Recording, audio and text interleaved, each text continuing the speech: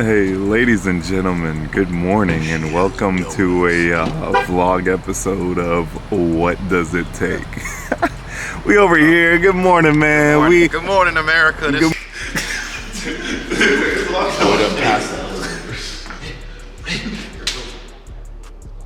Going in iHeart Media right now to check out Johnjay and Richard. What do you got going? Hey, Q, let them know that we on all audio platforms, Spotify, Comment, subscribe, link in the This morning, and I came outside and it was cold. I just embraced it. How you doing, Noah? Noah. What's up, What's going on, man? Noah, do you mind if I film? You're good. All right. How you guys doing? Good, man. Nice to meet you. Montae. Nice to meet you. Qays. Nice to Omar, nice to meet you. Nice to meet you. Welcome to the building. Cool. Sir, man. This is a dope spot, man. I was just telling the guys. I came out to my car. It was covered in frost, and I'm like, I can't be in the heater. I was like, came outside. So gotta get ready. Indulge in the cold. So when you get in here, it's nice. Yeah, I leave my house at 2:50 in the morning, and my dad has a Challenger, and it's parked next to me in the driveway, and his car's not a drop of water, nothing. My car's frozen like icing. What? I opened the door and it's like ice slid off, and I was like, I'm not Dude, used to this. I think he's got...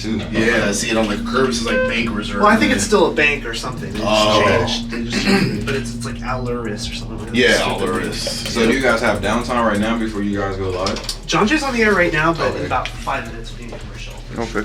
I can show you around a little bit if you like. Yeah, for sure, man. that'd be dope. Hey, ladies and gentlemen, This is iHeart Radio. WDIT. I said I. WDIT. I thought you said... Post-pandemic world. Yeah. Sorry, I'll take... I got you. I'll take it out. Yeah. I just want to see it. We had to do a circle, so I threw that up as a joke.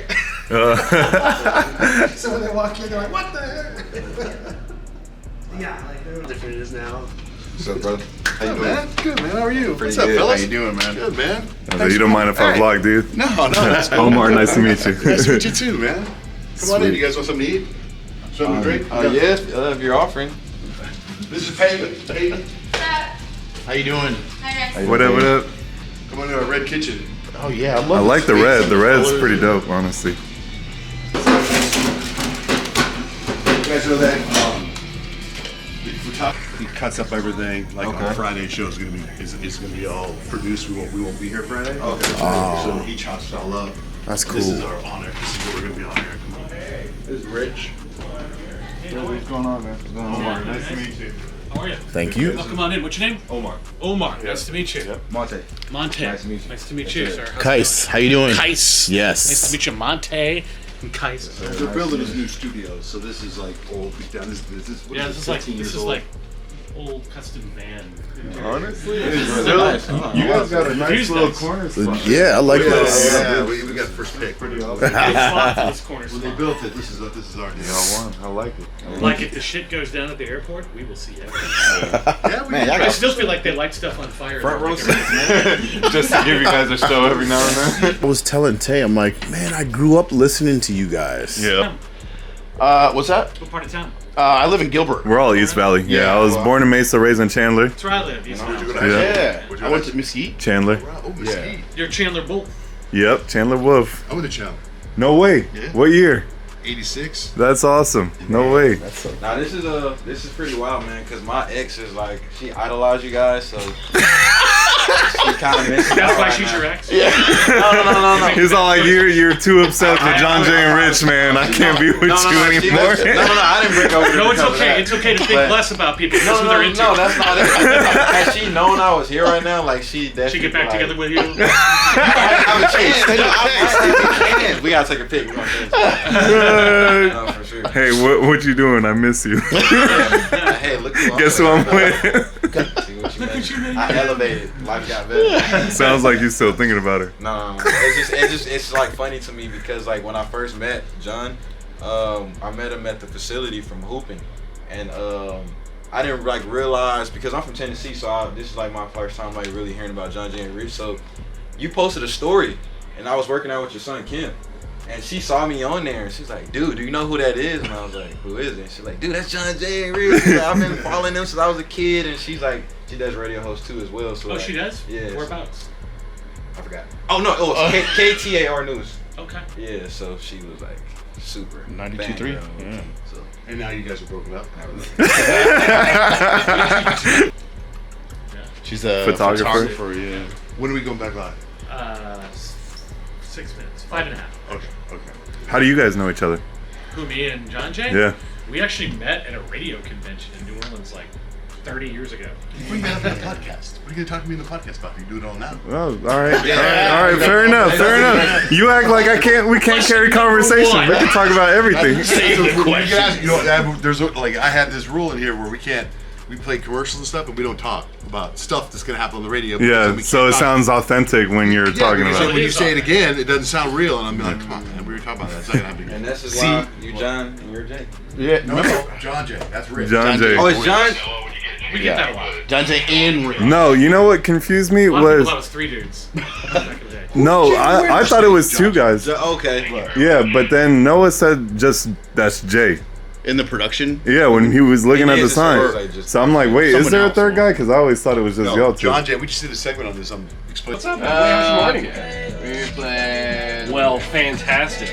You're playing a game with me today. That's called Celebrity Connection. It's probably going to be the first and last time we play it because it's going to be rough. Here he is. They're teammates. That's crazy. And he tells Katie, "Hey man, I waited 7th grade. I waited 30 minutes. Like, what a cool full circle moment. You know that what I mean? is, That's man. insane. Wow. I mean, we'll talk about it on the pod, but it's similar to you because you've been listening to Johnjay since you were a Man, kid. and I've Like always middle been like, school, yeah. oh man, voice acting and like doing like since I was a kid, like you play with action figures. I used to mute the TV and do like voiceovers with my friends circle and over like, here. and I'm like, I would hear your show all the time driving to college. I'm like, just put it on. You guys are hilarious. I'm like, Johnjay and Rich. Okay, Johnjay and Rich. Thanks, man. See, that trips me out because, like, when I look at you, now don't laugh when I say this, but when I look at you, You don't look like someone who would listen to me. no, I feel like What does that mean? in my eyes, I feel like we're close. We're in the same age. I said this Wait. to my wife the other day. I was at the gym the other day, and these 2 guys come walking towards me, and to me, in my eyes, I feel like we're the same age, right? And they go, they got to be 23, 24, and they go, "Excuse me, sir," and I'm like, "Oh, sir." Hell no. I'm like, to my wife, "These kids call me sir." I go, "I feel like we're the same." And then I get a glance in the mirror, and I'm like, "Oh." Oh man. You But- have that forever young heart, so it don't matter what number you hit. I you're feel gonna be I think young it's in forever. here and Yes, here. Yeah. youthfulness is a mindset. I agree. think so. I agree. And you can hear it in the like when you talk that you have. Alright, are we rolling? It's not like a NPR Alright. radio. Like you know what I'm saying? Like Well, that's what I try to All do. right, the show. clap twice to sync the audio. Oh, that's too bad you were rolling. That was good 7:19. I That's all know. good. Oh, you were. That's good. We're all we gonna got be it able all. to talk. So. Ladies and gentlemen, welcome to another episode of What Does It Take Pod. Every guest is special, but today it's like a local legend. Local legend in the building, Johnjay. Thanks, guys. Welcome, Yeah, welcome. man. A little round of applause. Yeah. And his lovely wife is in the building as well. Yeah. Hello. Shout out to wifey. Another clap. I kind of turned this into a date night. Hey, that's I a like how pretty- you changed your voice. You're like, yeah, man, it's a fun idea. Ladies and gentlemen. Did I do that? Is it You just did that. Yeah. late night special, man. You know what's funny is that when I lift up the phone early in the morning, that's me. Hello. My phone's like, dude, are you okay? Yes. Late at night, same thing. Throughout the day, my voice is like, I'm here. Oh my God. The energy. Honestly, that's pretty dope that you guys get a date night and still be able to get some work in. You guys are about to go to the Suns game after this, right? Is there a game tonight? Is it? No. His son played Friday. Oh, his son plays. That's what. Okay, that's what. My son plays. Okay. Shout out to- basketball. 2 of my sons play basketball, but one of them Sweet. plays in college and one of them's in high school. Yeah, shout out to Kemp, man. He's doing his thing out there in Hawaii. But hey, appreciate you coming, man. Like, hey, it's Hell been yeah. a battle trying to get Johnjay in here. Last week we were supposed to get him, and he hit me up. It was like 4 a.m. He's like, "Hey, man, I'm not gonna be able to come." He said my face is jacked up. And he like sent me a picture, and his face was just like, and I was like, "All right, that's cool, man. I totally understand." Well, then the week before, you guys, somebody here was sick. Yeah, You guys. we Yeah. we had a Yep. period where Q was sick for like 2 weeks. Montae was got sick for a sick. week, and we're like, we're not trying to get anyone sick, and it sucked because that was like during Super Bowl time too, Right and that was before, the time yeah. to network. Like I think they had Gronk over here. Yeah, Gronk was. in the studio. I saw that you connected with Gronk too. I saw in your Yeah. story. Yeah. So it was a lot of networking happening Oh, at yeah, that for week, and sure. I'm like, dang, we kind of dropped the ball, but it's just it is what it is. We kind of re-up, got healthy. But let's take it back to, I was taking a look. So I realized you started in San Diego, right? Yeah. Back in 1990? I started in radio. I started like at 89, 90 as an internship in radio, yeah. What I think is crazy about you is it took about 6 years, if I'm not mistaken, for you to have your stint where you were able to finally host. So you started San Diego, then went to Houston, right? Or is it Cincinnati, and then Houston? So what happened is I always wanted to be on the radio, always, since I was a kid. I grew up in Arizona, right? I ended up moving to San Diego because my dad traveled, was in the restaurant business. And I was in college and I got a job as on a radio station there. And it was a blast. And I only had 2 shifts and I got fired. I got fired because That's gotta be good. We can talk. He can laugh now. Talking about this in front of my wife, but there was a very good-looking cheerleader that asked me to go on a date, and I was all excited, and I went on the date, and I blew off my shift at the radio station, so they fired me.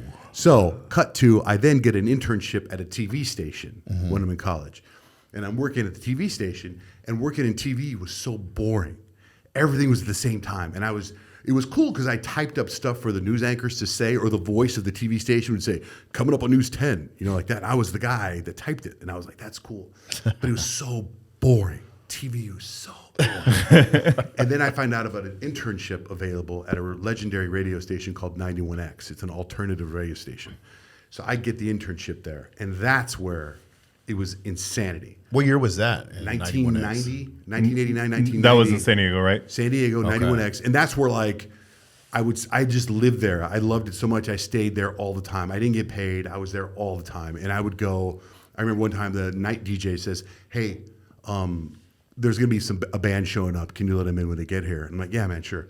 So this blue Volkswagen bus pulls up, and this guy with blue hair comes out, and I'm waiting, and he comes out and he goes, hey, I'm here to see Mike. I'm like, oh, yeah, I got you guys a bunch of pizza. And I go, what's your name? And he goes, I'm Kurt Cobain with Nirvana. What? And it's all Nirvana. The whole band gets out, and I walk them in, and I sit in the back, and we're eating pizza, and they start playing, and I'm 19 years old, so I don't know what's going on. I don't know who these guys.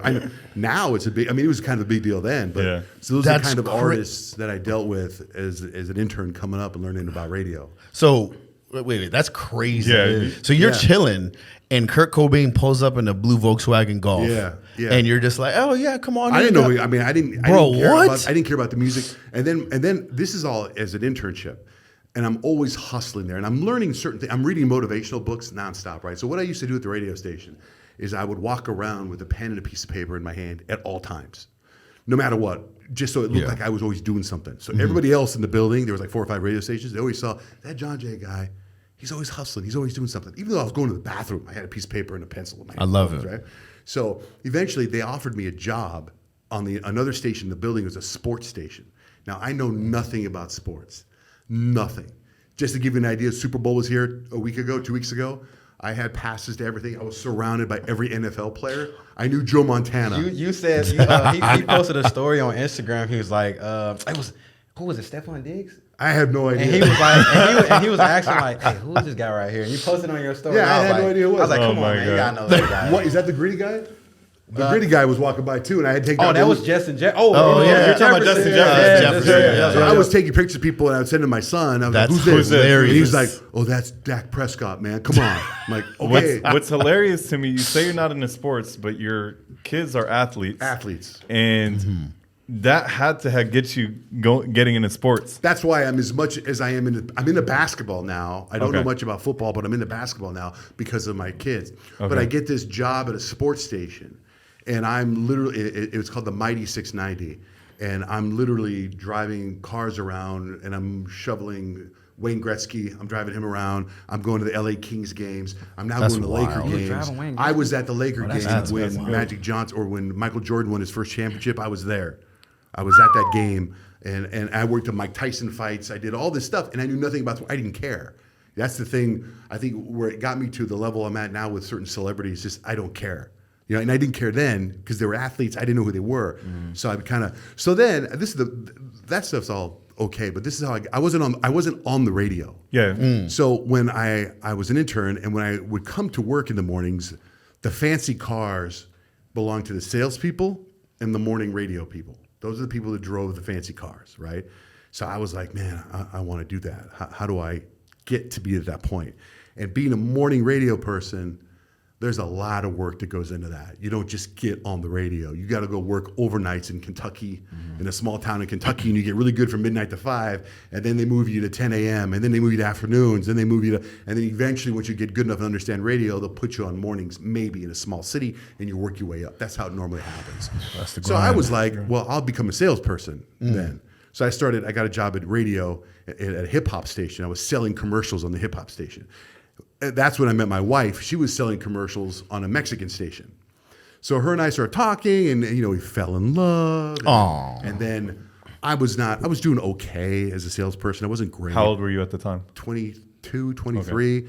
And I was driving a nice car. But I always thought it was important to live beyond my means. So I was driving a fancy car so that if I went to a sales meeting, again, I was like, my brain was like, if I'm going to go call on this client, and I pull up in a BMW, and they pull up in a beat-up Volkswagen Rabbit, my competitor, if you're the advertiser, who are you going to really believe? The guy in a BMW or the guy that can't afford it? You got to look the part. Right. Yeah. I couldn't afford it. Because I talk about this with them all the time. Yeah, you got to look the part. Like that even cardigan. if you don't have it, like that cardigan. You got to look like you have it. Fake it till you make it. You got to look the Fake part. it till you make it. You got to look the part. And I couldn't afford to be. My BMW got repossessed.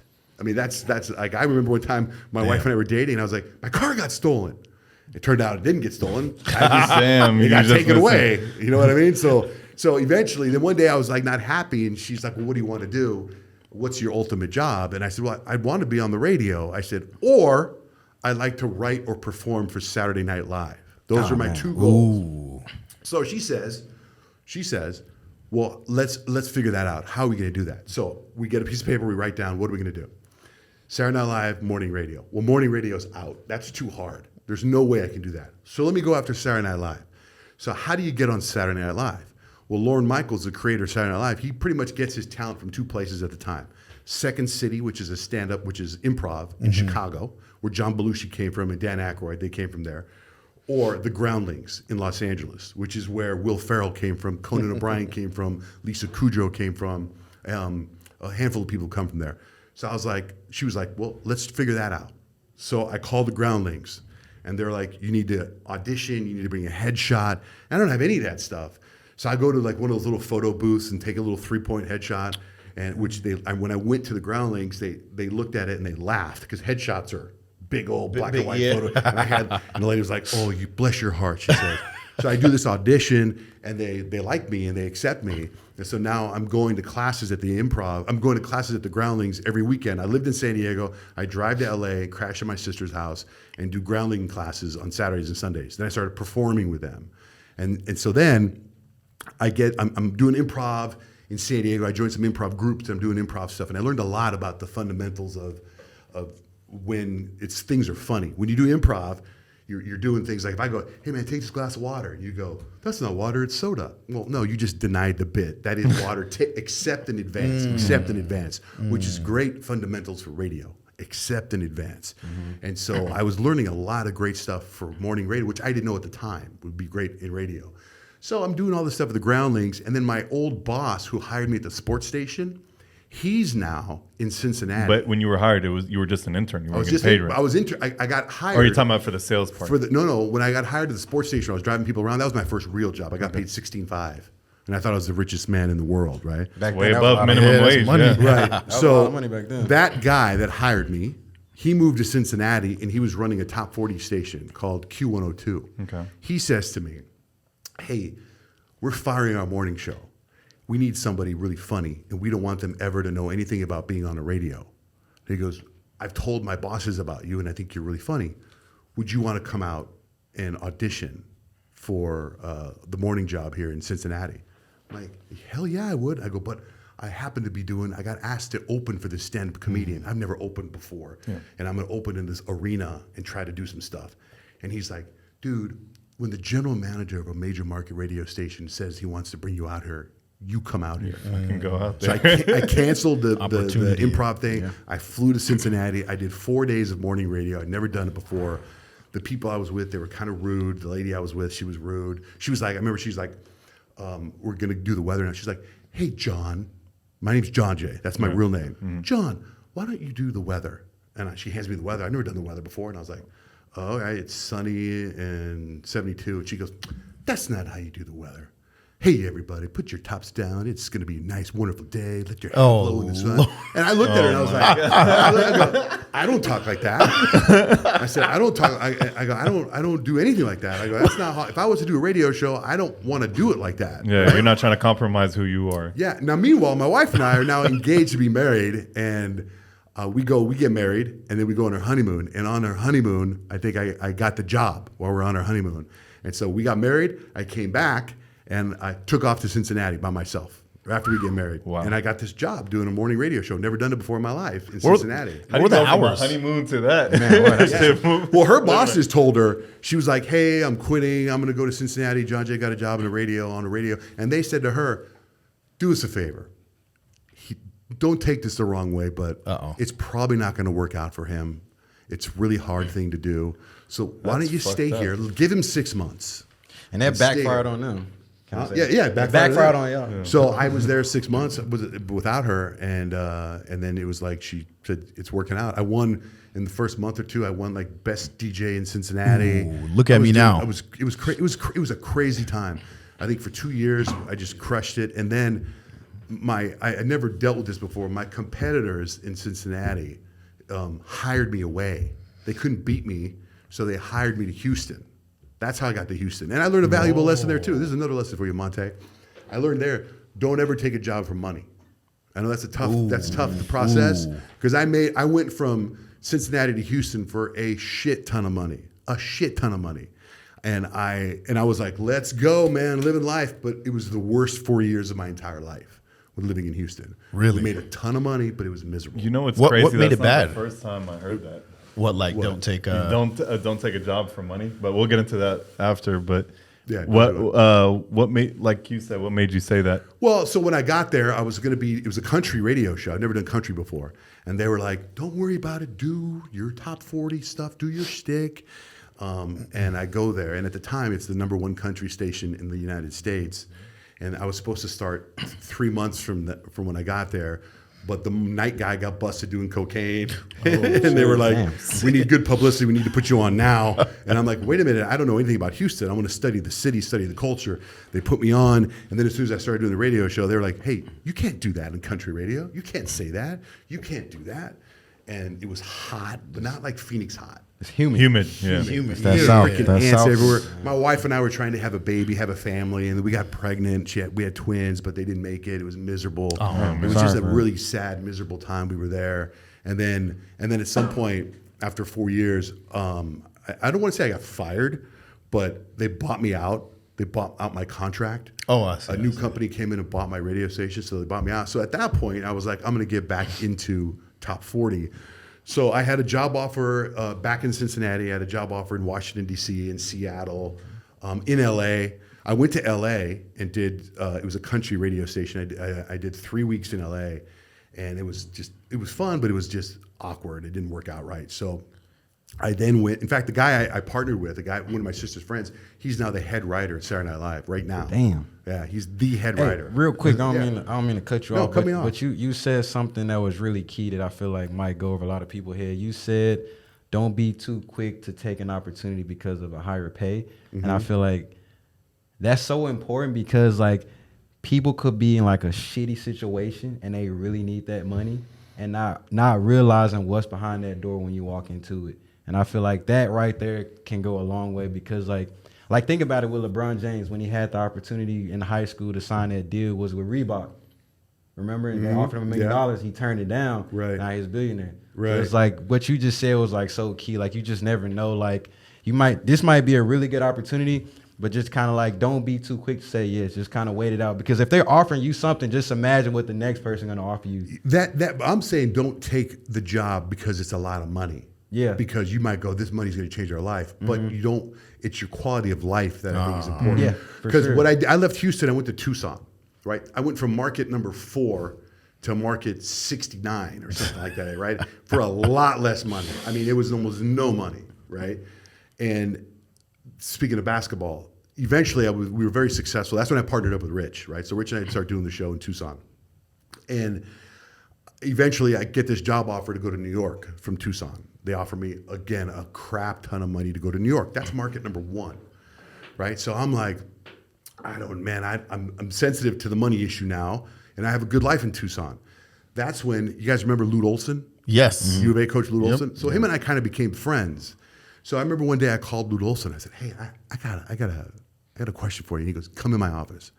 I sat down with Lute Olson. The dude brought out 2 yellow pads. And he wrote down 1 yellow pad pros and 1 yellow pad cons. And Lute Olson sat down with me for 3 hours. This guy's in the Hall of Fame, the Basketball Hall of Fame. And we sat down and wrote the pros and cons of staying or leaving Tucson and going to New York. Because that dude got job offers to take over the NBA. Mm-hmm. He got job offers to go to other schools. And he said, raising a family in Tucson is good. I get goosebumps talking about this. Mm-hmm. So he sat down with me, and at the end of the meeting, it was decided I'm staying in Tucson. I didn't go to New York, right? Because it was like, and it was the game-changing, life-changing money to go to New York. Market one. And so after talking to Lute, I was like, thanks, coach. I'm not going. So I'm staying in Tucson. So I stayed in Tucson. And then from there, the show went, I think we picked up Santa Barbara. Then we picked up Phoenix. Then we had to move to Phoenix because the technology was better. And then from Phoenix, we picked up Colorado Springs and Portland. And then our show is now broadcast all over the country. So one thing I want to bring light to here is 2 things I realized. One is when you met your wife, she was supporting you. So kudos to you, because it takes a strong woman to say, what do you want? Let's talk about it. To kind of be supportive and in a way like a guide. And then you stepped out of your comfort zone many times, doing things you were like, I have no idea what this is, but let's do it.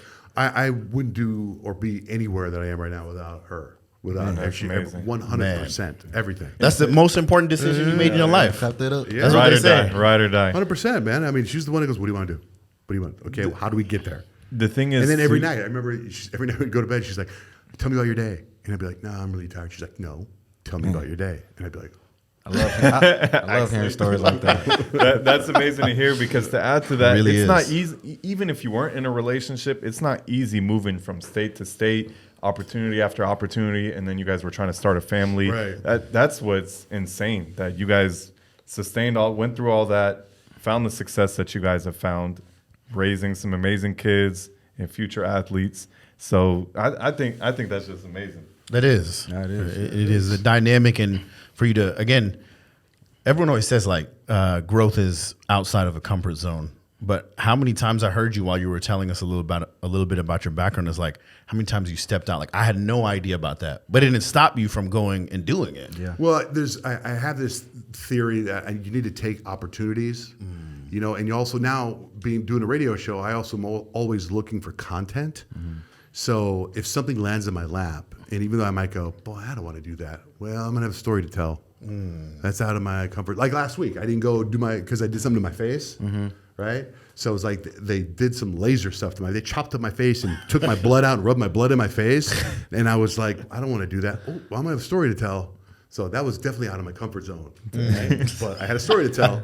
I didn't know I was going to tell it here. He documented the whole thing. I did. Was that like a PRP? I need to apply that. PRP? They put PRP in my face. Yeah, Okay. Yeah. Do you feel like it helped? Do you feel so? Look how beautiful my skin is. You look good. Yeah, man. You always look good, though. Beautiful skin.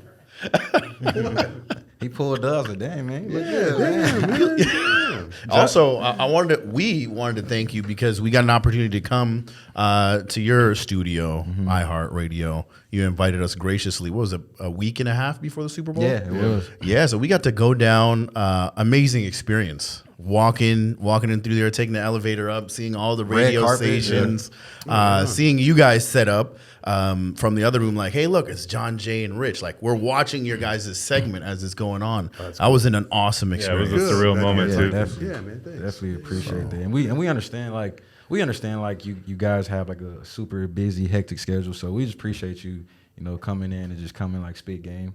Because it's always good to like learn from others, you know what I mean, and it's growing moments for all of us, you know what I mean, being able to like understand how other people got to where they want to be. Immediately walking in, you go ahead. I was just saying, immediately when we walked in, the hospitality that you guys showed us, and then seeing like you have an on-off switch when you're going to work, and then coming out in the commercial breaks, like even you doing that, like I know how much little time you have. The fact that you gave us that little time means the world to us. Oh, wow, but seeing like you said, behind the glass, watching y'all go to work, and it's like everything just was running on all cylinders. You guys knew everything looked like it was prepared. It wasn't people just showing up and like, oh, what are we talking about? Even though you might actually be, I don't know behind the scene, but the way it looked like you guys, studied all night, didn't get an ounce of sleep, and just went to work, and it was flawless. It was amazing. Well, thanks. Well, there's a lot of work, to sound unprepared, if that makes sense. Mm-hmm. So thanks. That's a good compliment. Thank you very much. Mm-hmm. Yeah, we have a lot of fun. We have a great crew. We have an incredible. Our shows evolved a lot over the last 20 years, but right now we have a pretty solid crew, and we couldn't do the stuff that we do now without the crew we have. Yeah, the personalities mesh for sure. Yeah, for sure. Yeah. And behind the scenes crew. All right, enough of the mushy stuff. Yeah. Not as mushy stuff. It was real stuff. Because, when you guys first started this podcast, he was like, hey, I started this podcast, can I get your opinion? Hey,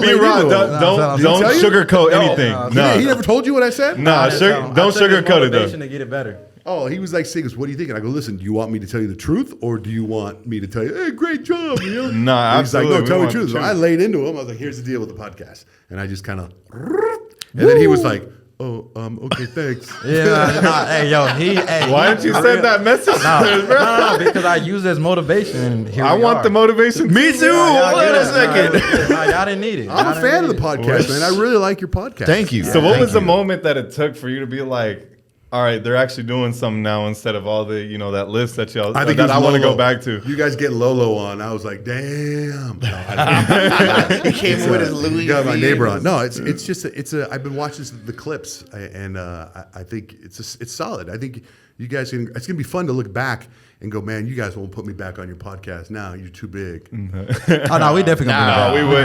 A dentist, a car dealer, and a freaking overseas basketball player. What a weird combo. Hey, it works. It works. Right? I know. But honestly, we don't forget the people that believed in us in the beginning. But speaking of Lolo, you told us that you were going to ask him for that Louis V jacket and the beanie. I did ask him. I can even show you the text. It went unanswered. Oh, dang, Larry. So Come on, Larry. Larry, he's a great human being, and it's one of my favorite restaurants, right? Lolo Chicken and Waffles. So when COVID happened and COVID shut down everything, I was like, that restaurant needs to stay open. So I put Larry on my show on the air every day. Damn. Every day. I don't know, for a month maybe. And I was like, tell me stories. What's going on? Tell me about Chicken What. Like, I didn't want that place to go out of business. I put him on every day. Right? That's real. You're a real one. I pulled strings and got him verified on Instagram. Right? Hey, when that time comes for us, you got to do that for us. I'm like, we gonna need you. I want to wear that jacket that you got in Paris. You made to the podcast. Crickets. He made the call. He said, listen, I'm calling it in. Crickets. The jacket. Crickets. He spent, you know how much that jacket cost? 15, probably like 15. 20 grand. Yeah. I thought it'd be so funny if I came in wearing the same jacket, even his beanie. The beanie. I was like, I would have laughed. I was even going to wear the Lolo chain. Hey, he was fly, man. He was fly when he came in. I know he was. He's a straight up OG, man. You gotta get a chain that says JJ. I know. Just be like, this is mind blowing now. Look at this. I wanted to ask you, man. The Super Bowl, we had like a lot of stuff going on. I saw you went to a lot of events, like you said. Mm-hmm. How was that? The Drake concert? I wanted to ask you about that. That was sick. So what happened with the Drake concert? You start hearing about all these parties, like 21 Savage. Yeah. In fact, there was supposed to be Booker was supposed to have I heard this rumor that him and a couple guys bought a bar, but I don't know if that happened or not. And we got invited. Well, they didn't get to go, but I got invited to kick it with French Montana while he was here. Oh, really? That Saturday He's night. a good guy. Yeah, that was a good night. But for sure. So the Drake was an invite only, and nobody's supposed to know about it, and it was something to do with Taco Bell. Well, the thing is, they had flyers that advertised it everywhere, but it said invite only. So what's the point of making the flyer? That's what I mean. It was such a weird thing. Like my buddy Paul, he owns a couple of McDonald's. Actually, he owns like 20 McDonald's, and he was there. Right, another friend of mine who owns an advertising agency, he was there. So I didn't go to the Drake concert. Oh, you didn't go? No. Oh, man. Paul sent me. See, I like the little inside information. I don't like to go anywhere, and so sometimes people will go, and I'll be, or like I got invited to the Super Bowl. I didn't want to go to the Super Bowl, and I was like, hey, thanks, but if you go, send me video. I'm not going to say it's me, but I'm just going to post them on my story. Yeah.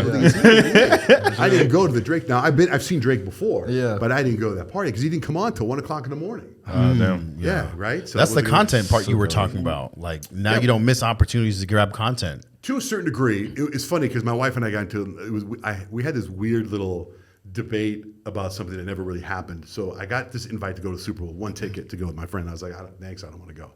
And I was like, but if they give me 2 tickets, I said to my wife, I was like, if they give us 2 tickets, you should take our youngest son to the Super Bowl. She's like, you take him to the Super Bowl. It's a father-son thing. I'm like, I don't want to go. Because, going to the Super Bowl, bumper to bumper traffic, 2 hours, just driving. I got to watch the commercial, got to talk about the next day. I was like, so we actually had like an argument about who would take our son to the Super Bowl, but we didn't have tickets. Those are the most real and intense arguments or debates you can have. It's like the rhetorical or, I guess not rhetorical. What's the word? Theoretical, right? It's like if we did hold on a second. What about this? Blah, blah, blah. I've been in that situation. Like, hold on a second. This is not even happening. What are we talking about? You know what's crazy? Why didn't you guys just say, all right, kids got their whole lives ahead of them. Let's just me and you go. we did that already. We went in 2008 when the Cardinals were in the Super Bowl. Oh, that's the one to go to. Just to let you know, at the very beginning, you brought up something about being OCD. I used to be so OCD about my radio show. So OCD. So here I got invited. My wife and I actually got invited by Kurt Warner and his wife to go, and he was the quarterback of the Super Bowl. Yeah. Oh, So we flew to Tampa and went to Super Bowl, and I was so nervous because the Super Bowl's on Sunday. I was going to do my show from a Tampa studio the next day, and I was so concerned about the technology that we wouldn't be able to pull it off. And I thought there was nothing more important than me being on the radio the next day. Right, the next day, the Cardinals are in the Super Bowl.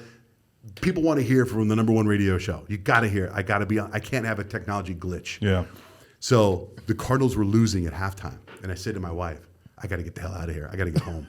I got to get to Phoenix. I'm in Tampa. It's Sunday night. She goes, what do you mean? I go, I don't know. I got to get me to the airport. So we took a cab. We left at halftime of the Super Bowl. Lord. We're listening to the radio in the cab on the way. And I don't know if you guys remember that Super Bowl. Yeah. But all of a sudden it was like they tied it. Yeah. And then they almost won.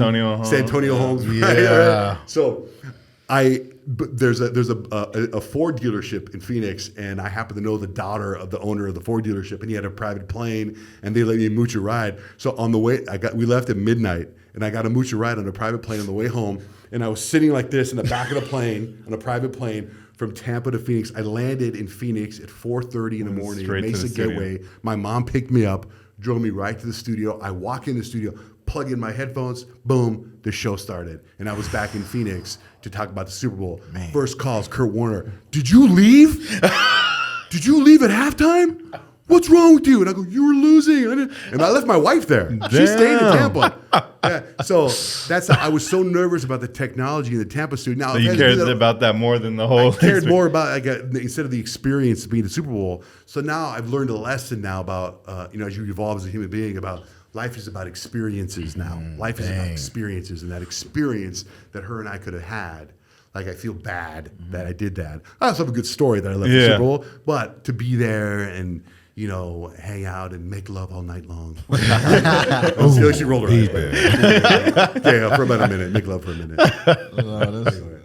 But that's a good way to put it. Like, life is a bunch of experiences. Yeah, just so put together over time. Speaking of, because what time do you normally go to bed? And it seems like if you don't really like to go out, does that mean, is that something you personally don't want to do? Because I know like some, marriages or like significant others, they'll be like, oh, you're in a relationship now, you don't need to be going out. What's your, your morals and value, or like your thought process on, if you're in a relationship or a marriage about you going out late at night? I don't like going out late at night. Ever really, and I tell my kids that. I think you guys have probably heard this. I don't know the exact time, but it's like nothing good ever happens after 10 p.m. Yeah. And I hear that.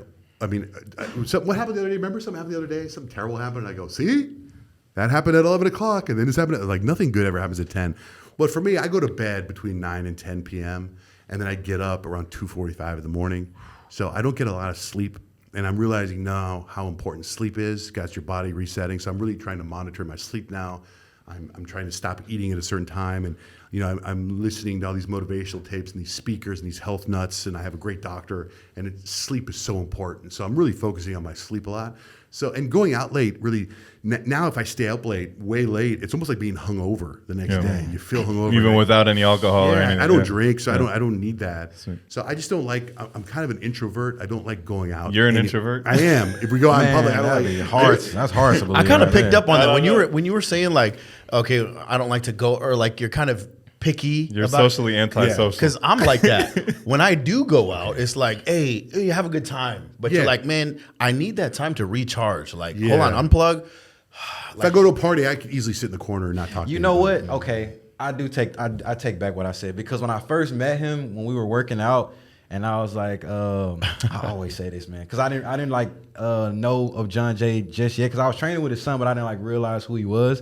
And like my ex like saw like your post, and I was in it when we were training with Amp at the facility. Yeah. And I had said something to him, and like he was cool, but he was kind of dry. And it took him like a minute to like for us to kind of like Johnjay. It took a minute for us to like kind of like get to where we are now. So I could definitely see why you say that. Kind of a chill dude, I think, when it comes to that. But I don't really like going out. Like we went to a wedding last week, and it was a very close family friend. I've known them since I was like 10 years old, and I didn't want to go to the wedding. But obviously I had to go to the wedding. I went to the wedding and I made the best of it. We danced and had a good time. But then I left. We left at 9:45. I got to go to a party. I don't know if you guys go. There's a big old party tomorrow night. Big white party Saturday night. You guys going to the white party? Come on, man. We should go. I didn't know about it. I think Lolo will be there. So like, I don't really want to go, but I know I'm gonna go. They're really nice people, so I'll pop in for a little bit. Like I used to go to my company Christmas party, and I would literally time it. I got it down towards 90 seconds. I'd walk in, make sure certain people saw me, and get in my car and leave. He said 90 seconds. I had it down 90 seconds. He's got a timer. I can just see that as like a mini movie, or what do they call it?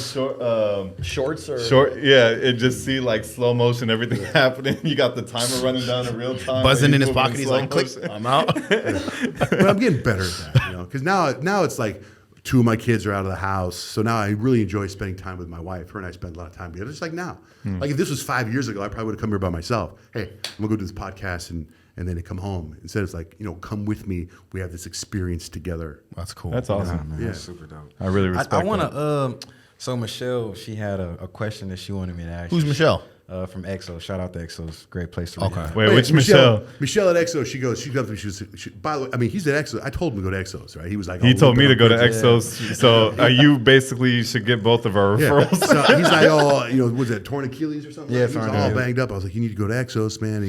So he goes to EXO's. Then I see Michelle there, and she's like, Montae says you made his podcast. And I said, yeah. He doesn't know what to ask you.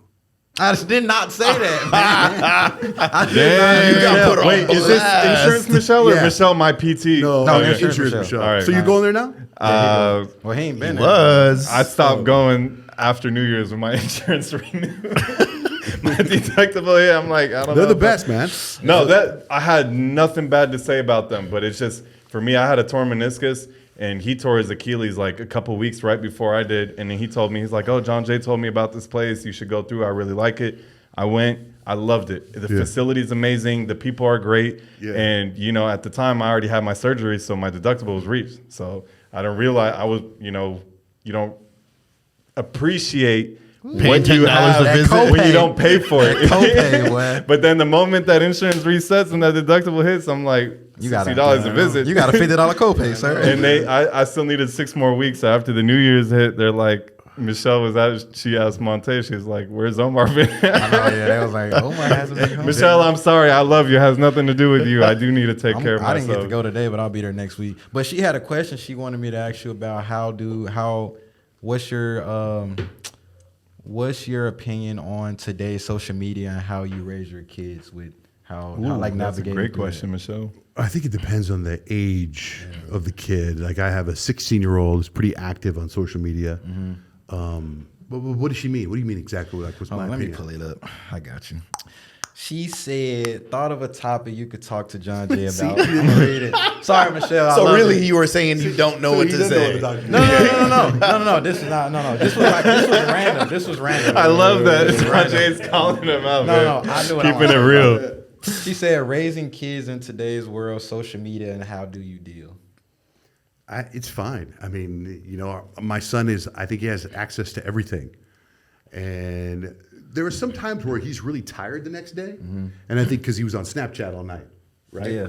And I do think what's interesting now with my son's 16, and a lot of these kids, what I realize, they don't text, they talk on Snap. You guys know what I mean? Everything's. I know what you mean. It's all Snap. And so they're on there the whole time. He's on Instagram. They're never on Facebook. Instagram's kind of fading. They're on TikTok a little bit, but I think it's okay. I just sometimes you just have to go with it. Let the ball roll. Yeah, I really thought Snapchat kind of phased out. No, but it's like the younger. But it is a younger, like younger. I think That's sub how they talk. 18. Yeah, it's like click and you'll see like the studio. I'm at the studio right They now. might text me and say on a normal text, on a text phone number, hey, we're at the studio. What time are you gonna get here? They'll do that all on Snap. Yeah. They don't text. I have to go back and refer, and I'm not going to go in there and click save and chat. And like, what's the point of that? That's a lot of work. I don't know if they save and chat, but like my oldest son goes to U of A, and his roommate, he decided he's focused. He's reading the David Goggins book, and he's really focused on goals and career. So he got rid of his social media. He's 20. And good for he him. realized he doesn't have his roommate's phone number because they only talk on Snap. It's his roommate. Oh no! Like, hey, what's up with Tyler speaking? He goes, I don't know. I don't have his number. Because he Snap. Get him on Instagram. Like I don't have Instagram. He doesn't have Instagram. He doesn't have anything, man. So yeah, man. You use Snapchat? I did for a while, and sometimes I get back on it.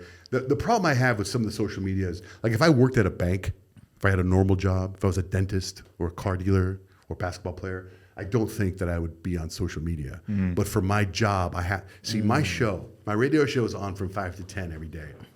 And that's on the radio. When I get off the air, I feel like I have another show, and that's on social media. That's where I have to have, that's where I think one of the places where I beat my competitors is that you could still follow my life when I get off the air. And then I'll have people call the next day going, hey, I saw on Instagram you did this. What's that about? So it's like I mix my social media with my radio show and the podcast. So I have a mass media. I mix all my media. Do you know what I mean? So Gotcha. I feel like I have to. So I Snap a little bit. And it's the problem with Snap is that everyone from all over the world is on Snap and they're messaging me stuff. And sometimes I don't know what they're talking about. And there's weird stuff. But then, Instagram is pretty intimate too. So I try to do as much as I can. But I also try to, like right now, well, not right now, but like when my wife and I went to dinner before we came here, and I leave my phone in the car. I just want I just try. Disconnect. I'm trying to be as present as I can all the time. Something. You know what I mean? There's it's important. Yeah. You'd be sitting there talking to someone just like you 3 times during this interview. No, I had to check that. Because I know I was going to If you see me, I'm just checking for time so that way Martin doesn't get mad at me for going over. But I'm on Do Not Disturb. There's a great book by Eckhart Tolle, The Power of Now, where he talks a lot about being present. And it's such a skill, I think, that give or take, I guess depending on the age and influence, social media can detract from that individual. It's like, dude, just put the phone down for a second. The phone is dangerous. Look at me. Look at me eye to eye when you're talking to me. How many people say, yeah, man, I got this. And I'm like, dude, even when you put your phone down, you can't look at me. You know what's going on? You know, not to name drop, even though I get accused of name dropping all the time, but if you ever talk you can drop names. If you ever talk to Larry Fitzgerald, that dude, when you're talking to him, he is on you, and nobody can break what he's talking to you. I've had it happen the other way, where he's talking to someone, and I want to say something to him, doesn't give me the time of day until he's done talking to this person. Then he'll come over here and talk to you. Like, it's fascinating how he does that. He's very, very media trained because I've met him a couple times, but I feel like for me, first time was like in high school. I think I played at Chandler High School. I played football at the time, and we had our star quarterback was Brett Hundley, and he played at UCLA.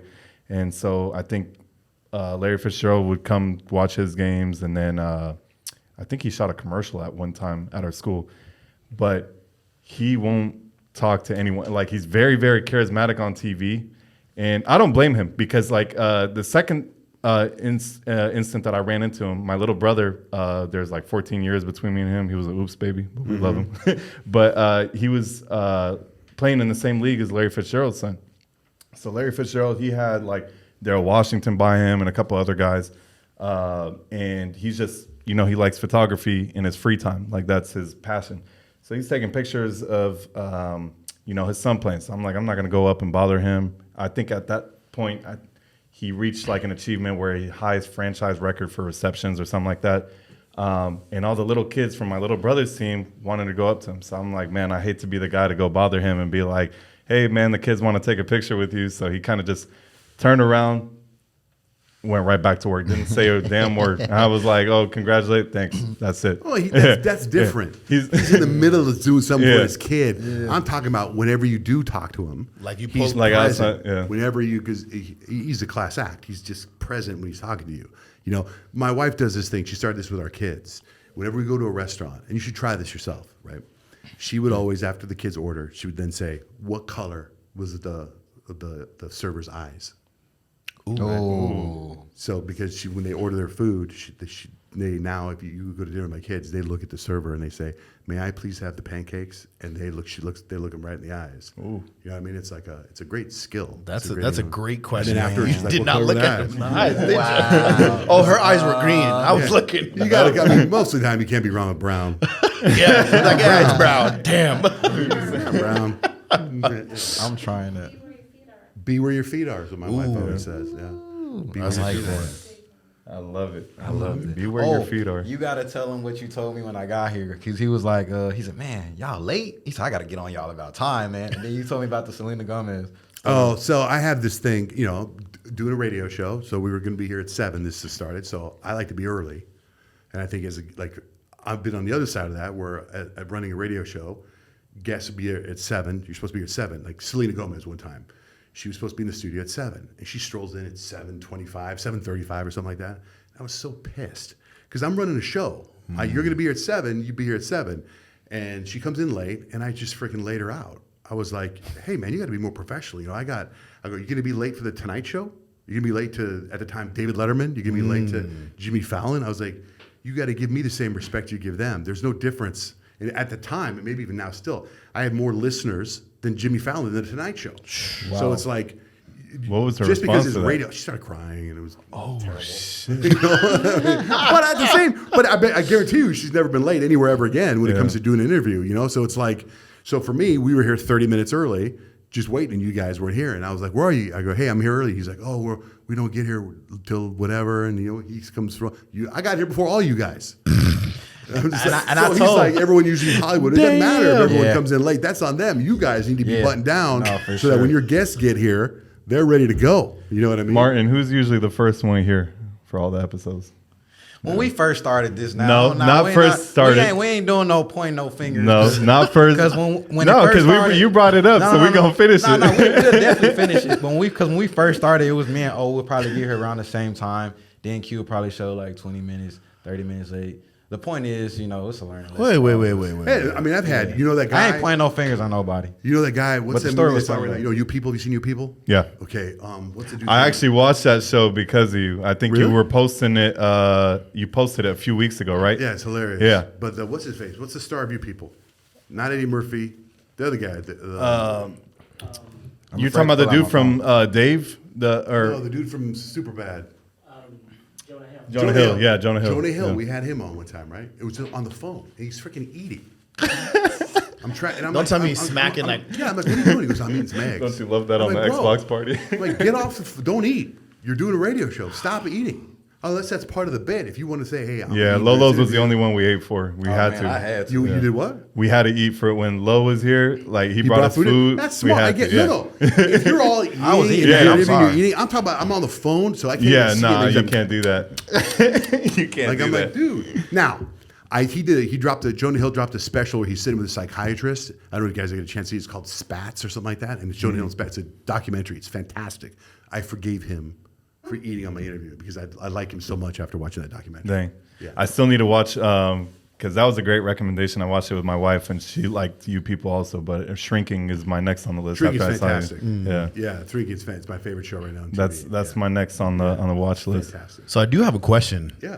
That's what I'm here for, man. It's it might go back years though. So one day you were driving to work, and there was I guess rainstorm. Oh yeah.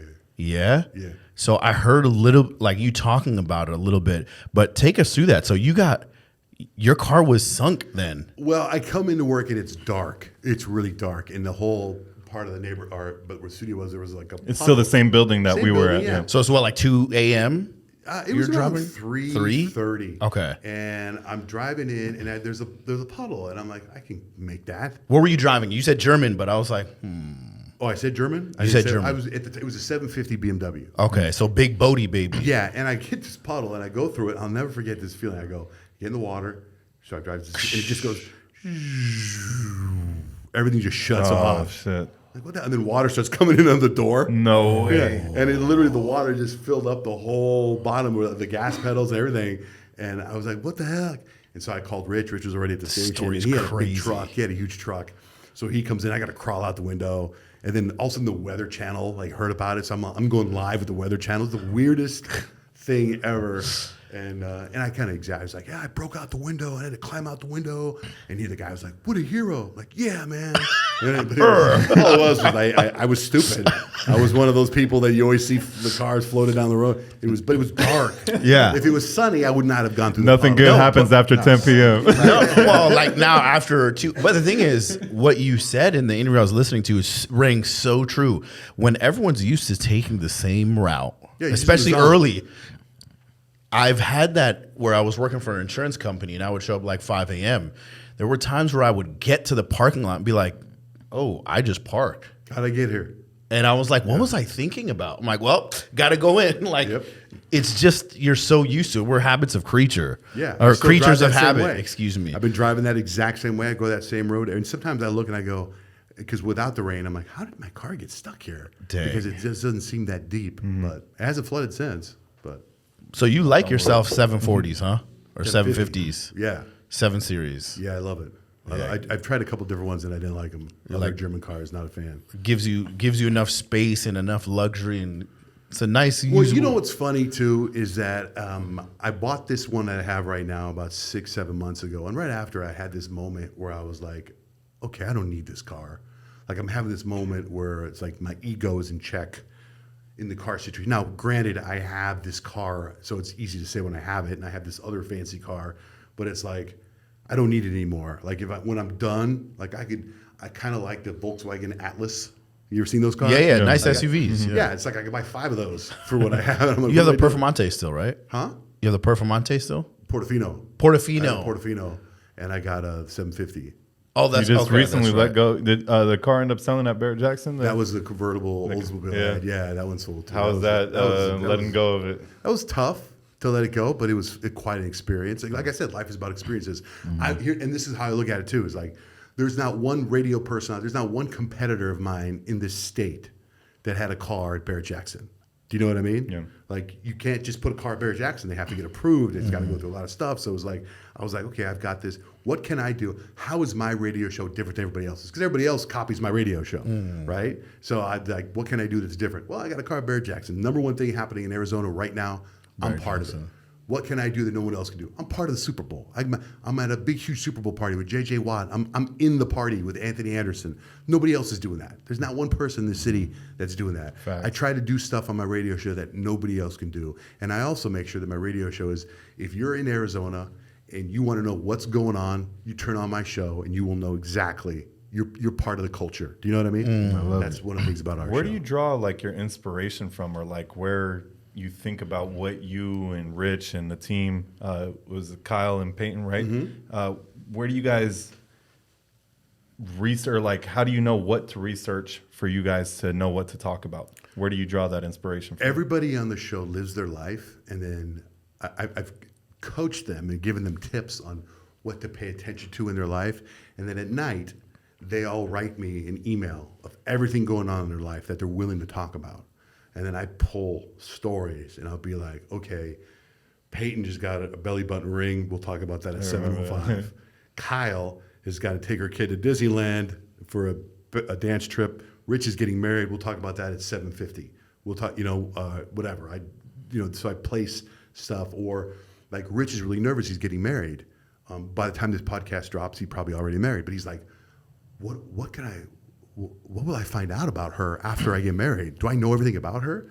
Which is extremely relatable. If you're getting married, like, do I know everything about this woman? So we brought that up on the radio, and the phones went nuts. All these people were like, oh my God, I married my husband, and guess what? Found out he had 2 other wives before me. I knew nothing about it. And I found out I've been married and he has a family. He's a drug addict. He's this and she's that. So it's like we just try to be as relatable as we can. And that's a great way to be relatable because you're taking from actual belly button ring. Well, somebody was getting a belly button ring at some point, and then right. Or thinking about getting a lot of times the stuff in my life isn't relatable. So I got a lot of stuff. So sometimes I do a thing. Go, hey, like man, Barrett Jackson. Exactly. Who here has sold a car, Barrett Jackson? Nobody. Exactly. That's 100%. So I kind of bring that part in where a lot of stuff that's going on in my world, nobody can relate to. What about the Lambo? How did that go? Are you still searching? No, I haven't run that by her yet. Look at her. She just looked at me like, oh, hey. I haven't heard anything about it. Montae, easy. I'm sorry. Montae, I'm man. sorry. I messed up. My bad. No, I planted that Urus seed. You're talking about the Urus. Yeah, the Urus. Yeah. Well, I was looking at the one he had, that red one. Yeah. But he was telling me how they changed the body style. So I don't. I think actually we got a new body style one too. It might be like a grayish color. Oh, the Batmobile looking one? Yeah. Ooh. Not like the dark blue, but like the light gray color one. Oh, I haven't seen that yet. Yeah. That's down the road. Yeah. But then again, like I just told you, ego in check. I don't need that. I'll get an Explorer. The ST. You've changed. One time, you don't get the Urus first. You remember I told you in the beginning I was in sales and I had that BMW. I couldn't afford it and then it got repossessed. Yeah. So I was like, you know what? I'm just going to get a Honda Accord. I'm going to get it. So I got a green Honda Accord. I had it for like a month. I was like, I can't take this car anymore. He said, time to get repoed again. I know you touched on it very vaguely, but I remember when we brought it up at the iHeart radio station, you were like, no, we're going to save the story for the podcast. About how you and Rich met. You mentioned Tucson, but how exactly did that come apart and then to build this 20-plus year long partnership? So I was doing that show in Houston that I was telling you about. It was a country radio show, and I was asked, there was a big radio conference in New Orleans, and I was supposed to go be on a panel, speak on a panel with people about radio and whatever. And I didn't want to go. And just like I told you, I didn't want to do anything. And it's an hour flight from Houston to New Orleans. And I remember telling my dad, my dad's, he passed away, but he was an incredible human being. And I said to my dad, I was like, I got to go speak at this panel, and I don't want to go. And my dad was like, they asked you to be on this panel. That's a big deal. He's like, suck it up. You committed to it. Go there. Represent your brand and your name and your family, and go help people that want to get into radio. So he like knocked me between the eyes. I was like, all right. So I got on a plane and I flew to New Orleans and I went to the conference. And at the same time, I was kind of putting my feelers out because I told you we had some struggles there, and I wanted to be there for her more. So I thought maybe I could find a partner, because I was doing everything by myself. And I happened to sit next to this guy who was Rich's agent, and Dr. Phil was there. Dr. Phil was speaking at this thing. I was going up after Dr. Phil. And this guy goes, hey, I'm so-and-so, and I represent Rich Berra, and he's looking for something. He was in Dallas. Rich was doing a show in Dallas. He just got let go. And I was like, okay, I'll talk to him. So I met Rich in the lobby that night, and we hit it off, and we talked all night, and he was great. And then he came to, I think we met in Austin. We had lunch in Austin. I took my dad with me, and we met in this barbecue place called Stubbs Barbecue. And my wife used to do scrapbooks all the time. I took all my scrapbooks of my career that she used to make, and I go, here, Rich, this is me. This is my life. This is how I do radio, like chaos, right? I mean, all these things I've done. This is how I do radio show. Is that something that you're interested in? And he was like, absolutely. So then he came to Houston and stayed with us for a couple days, and we spent some time together, and we did like a demo tape. And then right away, I sent out the demo tape, and we just started getting offers right away.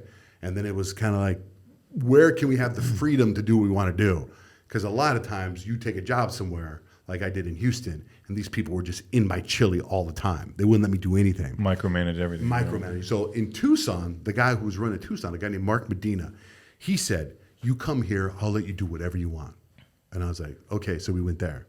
Mark Medina now runs Z100 in New York. He's one of the best program directors ever. Autonomy is huge because it lets you have your creative juices flow and kind of do your thing. Yeah. And then throughout the partnership with Rich, do you guys, I feel like any relationship, marriage, business partner, whatever, you go through your ups and downs. How do you all work through, issues that come up and, to keep a strong bond like that for so long? We had some ups and downs, but I could tell you that was probably about 2-3 years ago. It was kind of a low point with our relationship. There's a lot going on in his life, and there was a lot going on in my life.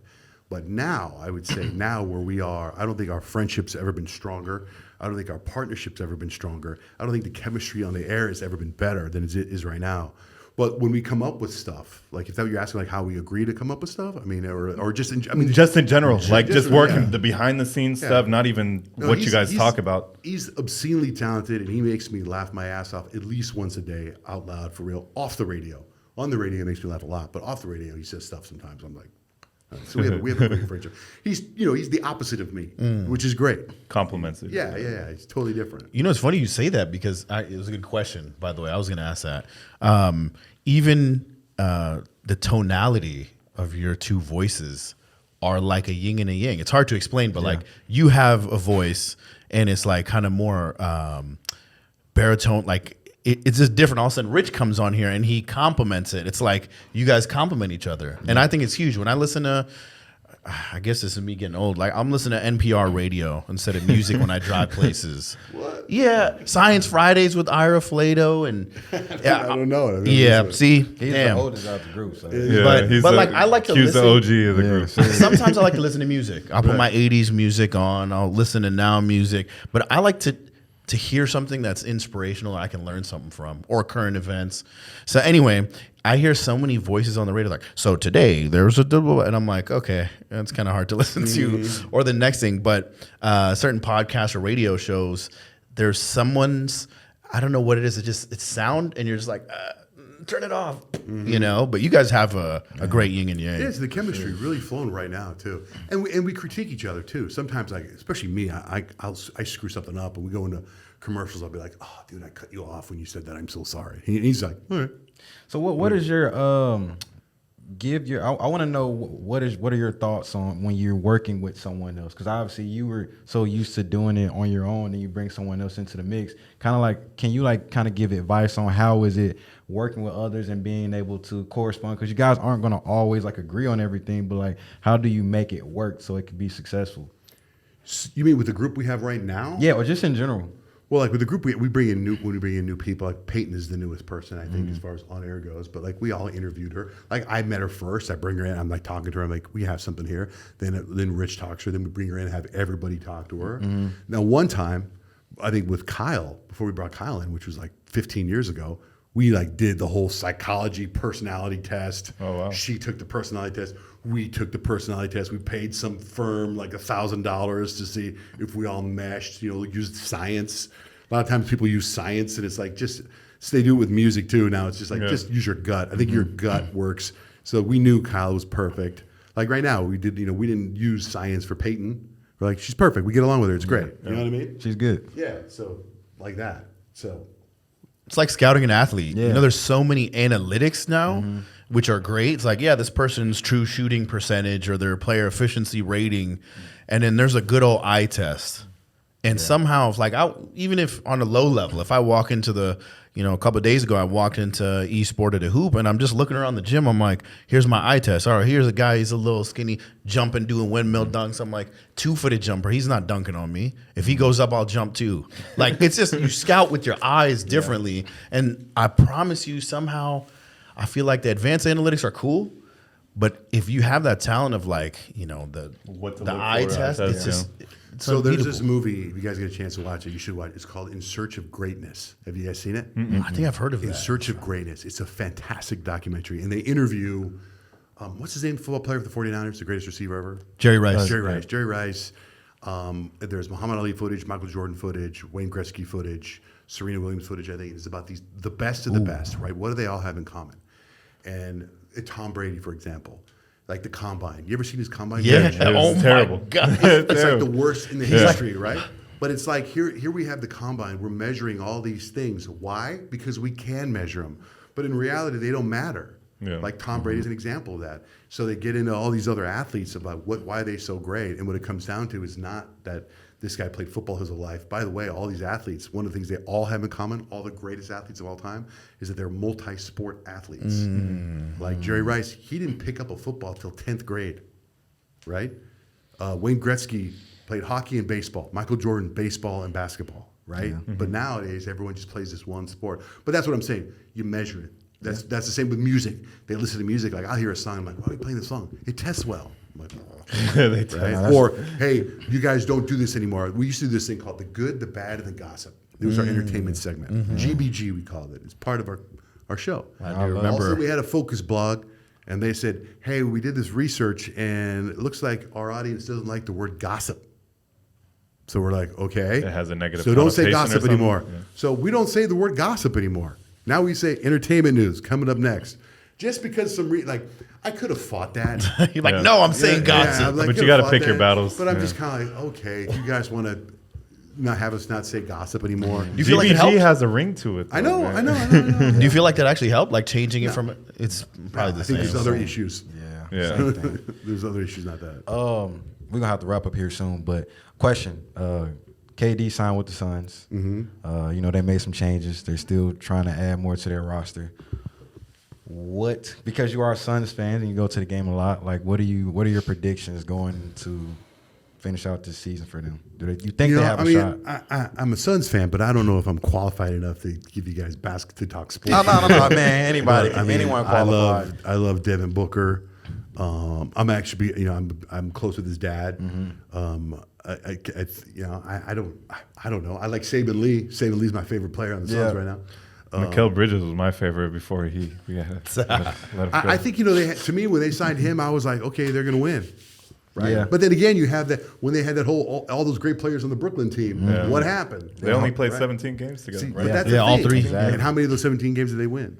I can't tell you. But when Kyrie and KD were healthy this past season, together they were 18 and 4 and number 3. They were looking good, but then it's like Kyrie didn't really want to stay. Yeah. He's like, Right. all right, and the I'm- bullshit that he went through. yeah, there's a lot of backstory to it, But but you also got this new owner of the Suns, so I think he Matt brings Ishbia. Yeah, I like that guy. I Everything do I've seen too. about that guy and read about that guy, he's likable, right? And so Seems there's this momentum. I think when you have players that love management and love the team, and I think that works in radio too. I think there's a lot of parallels with radio and basketball. So when you have management that you love working for, you will bust through walls for them, and then there's this momentum and this inertia that's contagious, and there's just like excitement, and you're unstoppable. And I think that the Suns might have that, I seen it actually. We were talking about it before. Someone was asking about hey, do you think DeAndre Ayton is gonna? I'm like, have you seen how he's been playing? Even with the news that KD was here, he wasn't obviously suited up before the All-Star, but you can see his energy. Right. You can see the team Josh when Book Okogie. hit that dunk. Yeah. KD was on the bench and he was jumping up and down. You're like, wow. And KD talked about his dunk. He goes, Booker is not known for his athletic ability, but he showed a couple of those dunks. I got has it in his package. That's another thing. You go think there's a documentary coming out on Steph Curry. Did you see that? I He did. was too small, too slow. Oh, yeah, And Davidson, Look, yep. look at that. Here's a guy that, again. You measure Bad things. ankles. Yeah. You measure stuff, but doesn't matter. So But you nailed it. People don't run from the work. They run from the management. tell me about it. Yeah, we were saying that just earlier. But there's that energy is there. So Suns championship, right? Yeah. I would Yeah, love let's it. go. Of course, I would love it. man. Let's call it manifestation. I got right tickets. We're gonna see you on the finals courtside. Yeah, man. Like I said, life is about experiences, right? Hell yeah. Exactly. I'm a FaceTime you while you're there so I can just be a part of it. Let's show me the court. You got it, man. Who you want to ask? No. Go ahead. You go ahead. I was just gonna say, Johnjay, thank you. We thank you and your lovely wife for you guys coming and making this a date night for you guys. But, Yeah, man. I know we're gonna let you guys go off to your son's game, but we always have a question. You're asking it this time? I normally ask it, but go ahead. Go ahead. No. Go ahead. Alley-oop. No, well, Hey, throw the lob. Throw the lob. all right. Now, the question we always like to ask, because obviously our podcast is more so in a positive light to shine light on people with their stories and just kind of inspire. We always ask our guests who you think would be a good guest for us to target to try to bring on board and hear their story.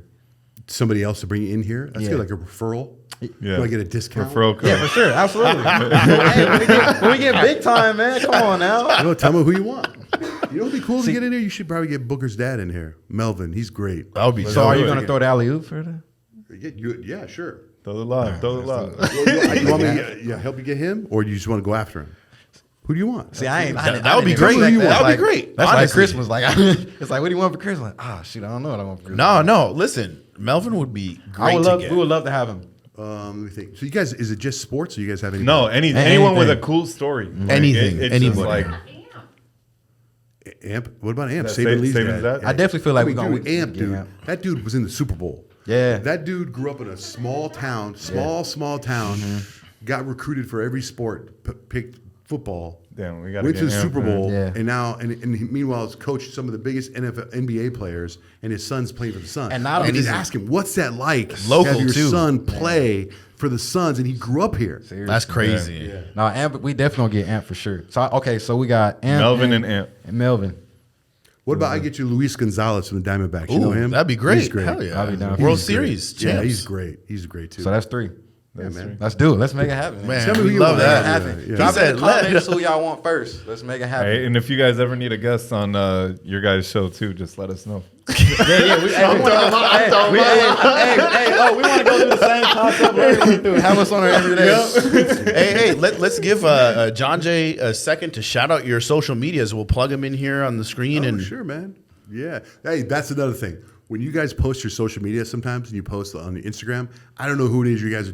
It's like I got to work hard to find out who you're posting.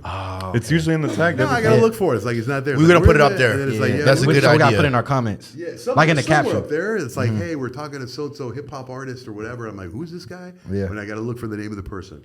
I got to Click So on do you them. I want it like like in the caption of the short, like the short clip, have their Instagram username on clip. it? I'm talking about an Instagram when you put like you hear We post the like, little mini clips. Here's here's Lolo's Chicken and Waffles or whatever. So you have the handle right there. So you who's this guy? You know what I mean? Yeah, because in the tag people, it's like usually us three, and then you have to like Yeah, sift you through gotta that. take That's a good Maybe on the suggestion. I short like that. clips when we edit the captions, we just flash their Yeah. visually. You know how like the subtitles are coming up. Yep. On the, Or after the clip, when we post it, just put the text: hip hop So songwriter. you know who they are. Like, yeah. like people sure. bless, Bless you. you. Like someone's gonna watch. People are probably not gonna know who I am. So you got to say radio show host. Local legend, Man, 20-year this man radio come in here, host. Martin instantly, hey, I got a fan for you. Already ready to talk to him. Oh, he's an old. He was friends with an old buddy. He's got a incredible. He's friends with this incredible guy named Franklin Montgomery. He's father of 4 kids.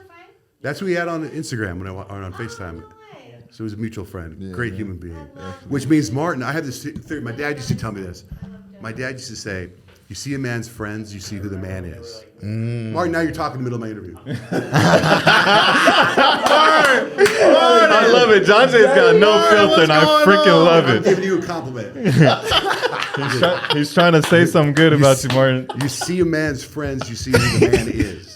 Right? That's some wisdom right see there. a man's friends, you see who the man is. And Franklin, who he put on FaceTime when he walked in, is a great guy, an incredible human being, and he's his friend, which means to me, Martin, pretty solid guy. Yeah, we'll definitely. That's why we got him. That's why we But you hired go him. ahead and interrupt him. I'm trying to pay you. Man. Oh, then you're talking too. Hey, that's a clip. That's a clip. That's a clip for Guests sure. allowed in here. No more. When Hey, you bring we're people gonna in, have to put a. you gotta have them wait in the lobby. We're gonna handle business. We love Y'all it. talk We love it. It's a family environment For here. sure. This was dope, man. Awesome. We Yeah, it appreciate was you, great man. meeting you, and man. I look forward to the clips. Absolutely. Thank you. The interview's not over yet. No. You gotta wait till it's done. When it's over, then you start talking. She said you're done now. Done. I wish she had a mic so that people could get this back and No, You forth. should interview her, man. She talked to you about our dog rescue and how we help foster kids. You guys didn't ask me any of that stuff, man. Dang, Bro, dude. if we Part really, two. you know what? You know how you said we would never get you back on? We'll definitely get you back on. part two. But the way the conversation flowed, we could have talked for at least Man. another 12 hours and we would have been fine with it. But True. y'all got a game to catch. I don't have unlimited money to pay Martin. yeah, we all don't have unlimited money, bro. We all don't have Hey, unlimited but money. I don't got dental tuition. My pockets ain't that deep I went to yet. Chandler High too, bro. You did? Yeah. You didn't tell me that last time. You did? No I way. went to Chandler High, yeah. Damn. I actually went to Chandler Junior High, which isn't there anymore. Yeah, it's not there It anymore. morphed into Chandler High. Dang, small world. Wolf, Hey, wolf, man. look. Yeah, man. Hey, that means we're connected for sure. You know what else y'all could do? And that just a small suggestion is y'all.